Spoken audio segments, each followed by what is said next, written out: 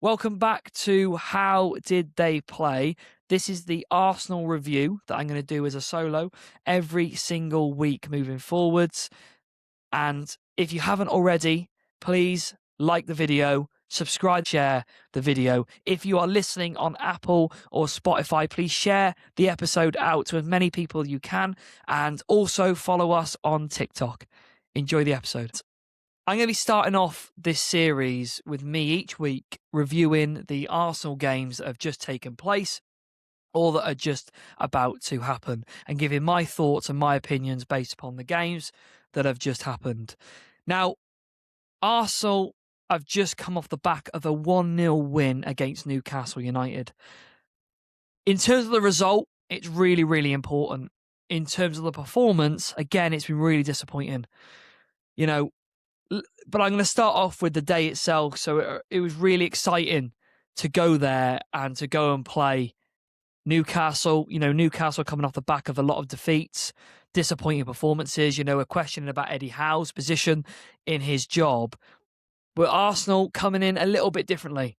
We're coming in with that attitude where we have to now win every single game and we have to win it comfortably and convincingly. We have to score at least 3 goals, I would say, in the majority of games, at least to make sure our goal difference is a lot better than Manchester City's, because currently with their route of games and the way that they're playing football, it just feels like they're just going to do everything they possibly can in order to win, and they're going to do it well. At the moment, we are struggling in terms of identity of football. However, I say that with the best intentions. I think the football that I expected that Arteta would be playing is different to the football that he actually is playing. I think it's completely different to the football that he's playing. At the moment, I would say our identity is very much similar to the George Graham days. Again, I wasn't alive during that time. But what the stories that I hear, the things that I read, the games I watch, the defensive football, the 1-0 to the Arsenal chant that came out of George Graham's era, which is focused on predominantly a solid back four, a built midfield, and a very fluid attacking line that would work together really well in a tandem with the two up top, which might be like an Alan Smith and Ian Wright. You had your Paul Mersons on the wings. These players were just exceptional at what they did. The defensive side of the game, they worked so hard. And I think that is our identity as a football club and as a football team currently at this moment. And going into this game, did I expect free-flowing attacking football? We're currently in April, at the latter stages of April. With 6 games to go. Am I expecting that Arsenal are going to start playing football how I thought about them in the Wenger days? No. I don't, but every single time that you turn up to the Emirates, you expect, playing on the carpet that it is, that suddenly they're going to start bursting into life. I'm going to start to see the likes of Jack Wilshere, Mesut Ozil, Alexis Sanchez. I'm going to start to see those performances in some of our players that we've got currently right now, such as your Eze's, your Zubamendi's, your Victor Gyökeres. I'm going to see some of that football that I've been brought up with, what first touch, 2-touch football come to life. And unfortunately, it hasn't been the case so far this season. We haven't seen it. I don't think I've seen it since probably the start of the season. And if then, could you really call it that? We won a lot of games by set pieces, won a lot of games by the nick of a goal, not really blowing teams away, which is what I've been brought up with. Now, so we go into the expectation. There's not a lot of media there. And because of where we sit in Block 29 at the moment, we see all the media outlets, and there isn't a lot there. There's your Sky normally, there's some normal ones. Not when it's comparative to when a Manchester City or a Manchester United or a Tottenham come to the Emirates. It's completely different. So there's not as many people there. It feels like a game that Arsenal are just expected to win. 5:30 kickoff on a Saturday night, which again, the scheduling is just poor. Why are we playing 5:30 kickoffs on a Saturday night? It's just bizarre. But anyway, that's another conversation for another day. But first of all, the warm-ups. Now, where we sit again, we always see the opposition warm-up. And when we see the opposition warm-up, I'm often commenting on how they're warming up, how they're approaching the game, who looks at it, who looks lively. You're commenting on different players. one of the players I was commenting on was Sandro Tonali, because what a player, what a footballer Sandro Tonali is. And I was saying to the people we're with, like, I'd love us to go and try and sign him in the summer. You're looking at Bruno Guimaraes, he's right at it, he's ready for it. Then I'm looking at the subs who are right close to us. No wonder Oshula is currently starting over Victor Woltemade and Johan Wissa, because they warmed up really poorly. Wissa was doing his open the gates, closing the gates really half-hearted. Nick Woltemade not warming up as intently as I would expect. You're professional footballers. I'd expect that the latter stages of the season, no matter when it is, I expect you to be warming up at that top level, ready to go and compete. And no matter if you're on the subs bench or you're a starting player, I expect you to go and try in the warm-up to show that you're ready and to show the manager that you're ready to go and play. Eddie Howard made comments in the past few weeks and saying how he's only playing players who are committed to Newcastle United, and maybe those two players aren't, given their recent performances. But considering the amount of money they paid for them, considering the amount of media attention that they've got recently, I'd have expected them to be playing. But anyway, Oshula was starting, and watching Oshula starting, unfortunately for Oshula, I've not seen a worse warm-up as a striker. At the Emirates, a lot would say, listen to this podcast, well, have you watched Victor Gyökeres warm up? Yeah, I have. Victor's probably one of the best players in a warm-up I've ever seen. He strikes the ball so cleanly. He is so accurate. He is nylon perfection. He's similar to when I've watched Harry Kane warm up or Harry Kane do his training stuff. It's similar to that. The technique, the level of technique, the level of focus. Victor Gyökeres, however, is not currently doing it in the matches. But Oshula, the way that he warmed up was terrible.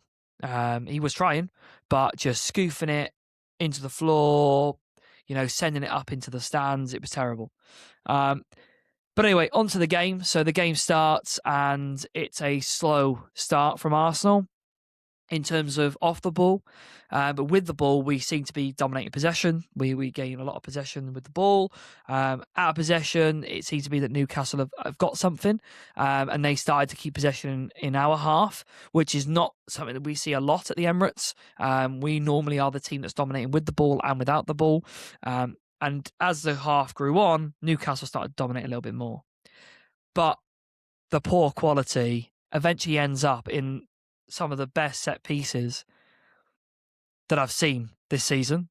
There was a editorial piece that's done on the Monday Night Football by Jamie Carragher that said about the 4 players coming to support the short corner. And there was a lot of people around us that were complaining and moaning and whinging that we were playing short corners. Just get it in the box, get it in the box. Why are we messing around with it? Why are we trying to go short corners all for? It's obvious that Nicolas Chauvet has been exceptional this season. And, he's been one of the stars of our season. He has obviously identified something that he can pick out, because a lot of teams are defending us better on set pieces because of the amount that we've scored, because of the amount of focus and attention that's given to it. We have to come up with something new. And the one thing they did come up with something new was going short. And I think they went short 2 or 3 times right in front of us before that. And the crowd are booing, like, get it in the box. And the time when the goal happens, the little pass, the drive pass into Havertz, who lays it off for Eze to bend into that corner, is unbelievable. Right foot into the left-hand corner. It's just a sensational strike. What a goal. And to witness that in person is just an amazing feeling. What an unbelievable strike. I mean, Eberechi Eze, I'll come on to the player ratings in a minute, but he is just a fantastic footballer. And for all his negatives of his work rate, sometimes without the ball, which I think has massively improved, by the way, he has been criticised for that this season. He is just the maverick. He is the player that you want to get on the ball. He's the player that you need on the ball. He is just an exceptional footballer. So elegant to watch. He drives past anybody. He could literally beat anybody on the football pitch. And I'll probably repeat myself later, but he could just beat anybody on that football pitch. He's just a sensational player. Newcastle, after that, they dominated a lot of the ball. We rarely had a chance after going 1-0 up. We just sat back and defended and pretty much made sure we saw out the win. But Newcastle didn't do anything to hurt us. I didn't feel like Newcastle were going to score in that game, no matter if we played another 90 minutes. It felt like we were just so solid defensively, and it felt like Newcastle weren't going to score. However, they did have golden chances. You know, the little flick over from Woltemade, and Wissa comes onto it and on the volley, skies it. You know, I'm not saying, Wissa, if you'd have warmed up properly, that you'd have scored that chance, but I do think things happen for a reason. And if maybe you'd have put more attention to the warm-up, maybe you'd have been ready to take that chance.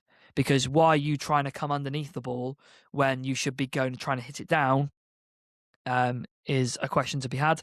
But again, these players are playing at the elite level, and I'd like to see Wissa as the number 9 for Newcastle.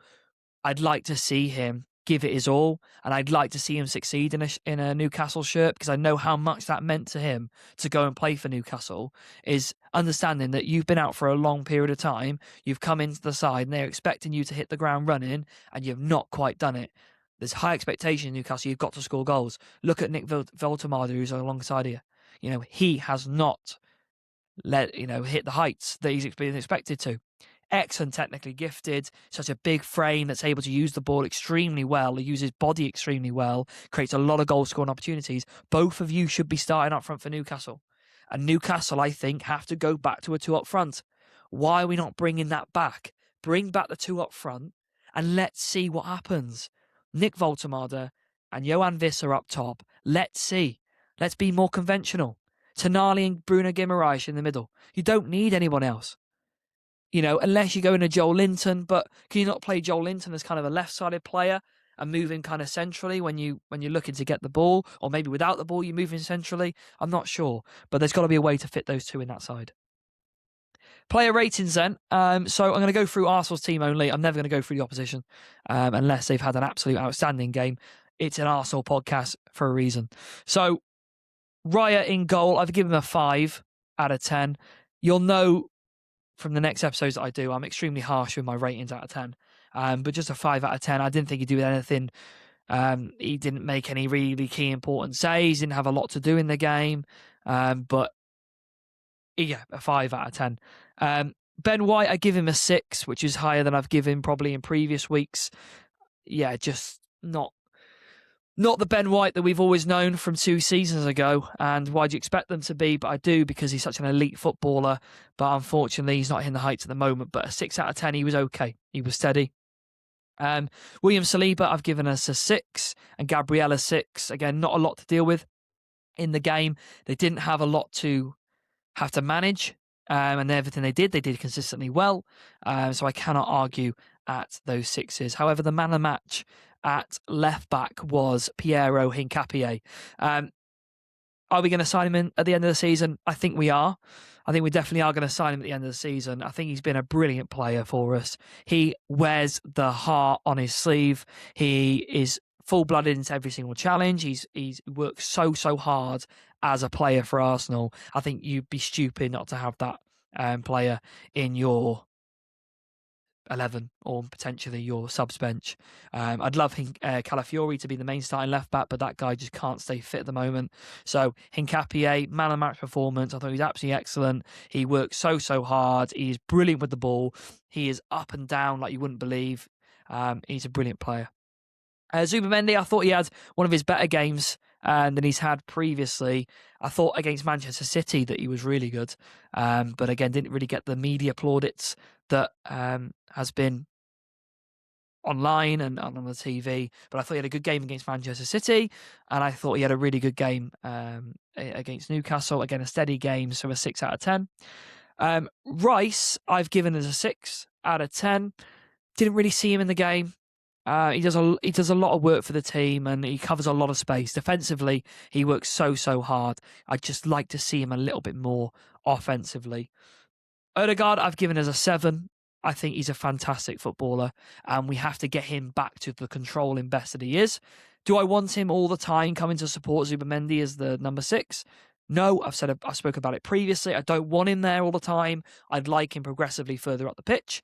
I think Odegaard, when he's in that 10 and he's pulling the strings on the edge of their box, some of his decision making is outrageous and it's brilliant. And when he gets his shots off, he can really cause issues. Madueke, Madu, I think you're not taking the opportunity that Saka's not playing. I don't think you've taken that fully. I love your game. I love your driving past players. I love your ability to showcase your talents. I would just like you to do it on a more consistent basis. You can beat any footballer against you. Any fullback, you can beat them. You can beat them on the outside, you can beat them on the inside. But I need that end quality product. And I need you to have that confidence to just go again and take them on. Kai Havertz, I've given as a 6. I love Kai. And when he went down with his injury, hopefully it's not too long, but I love Kai Havertz. I think he's amazing. I think his link-up play is absolutely superb. I think he's just an incredible footballer. But I give him a 6 for this game.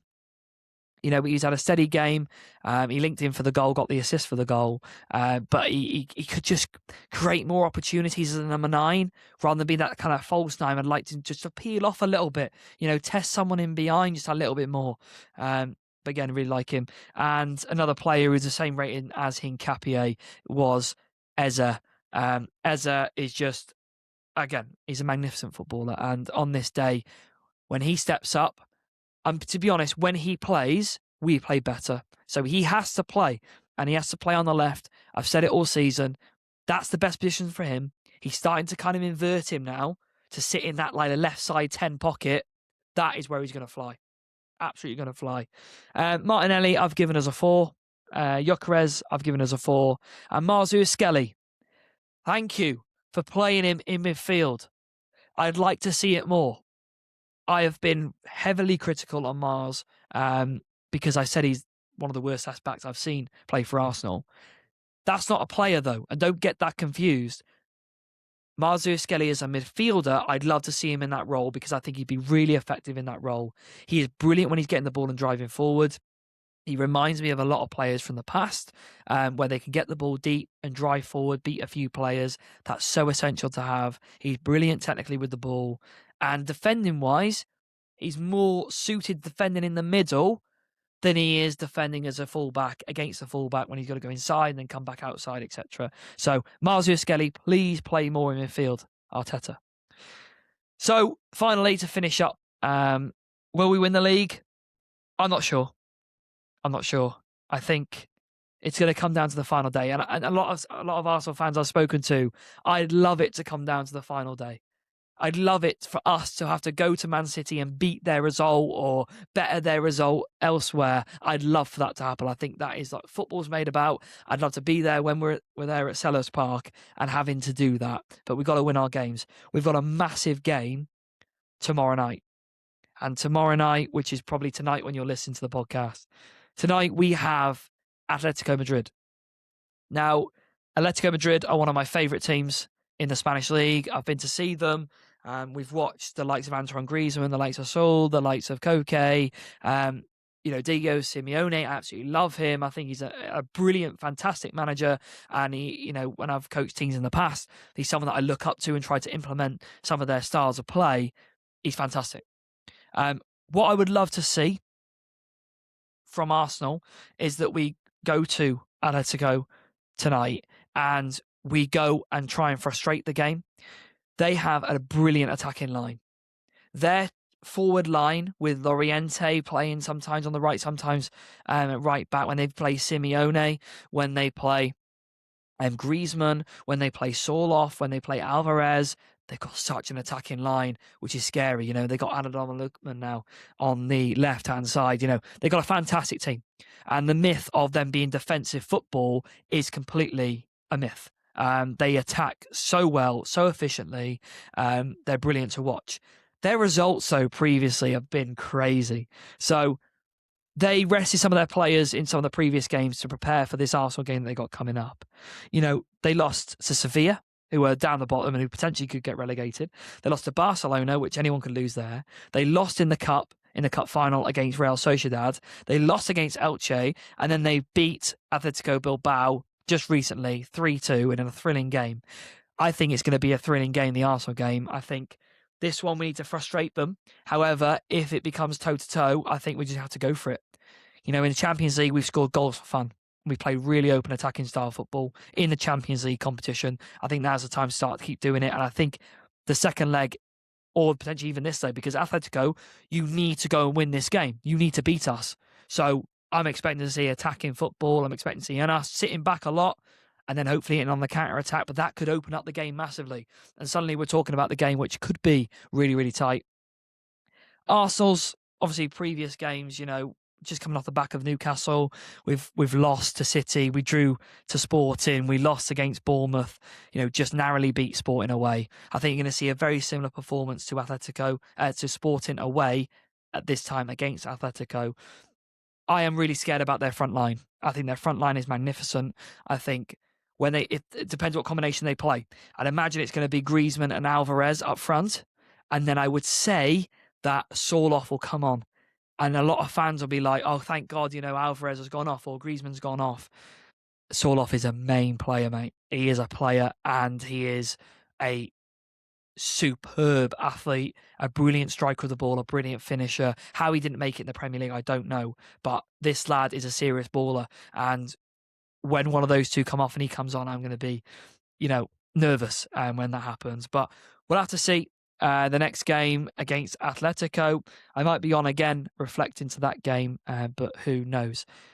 Thank you for listening. If you're listening so far, please remember to subscribe if you haven't already. Follow the podcast on Apple or Spotify if you haven't already. Take care.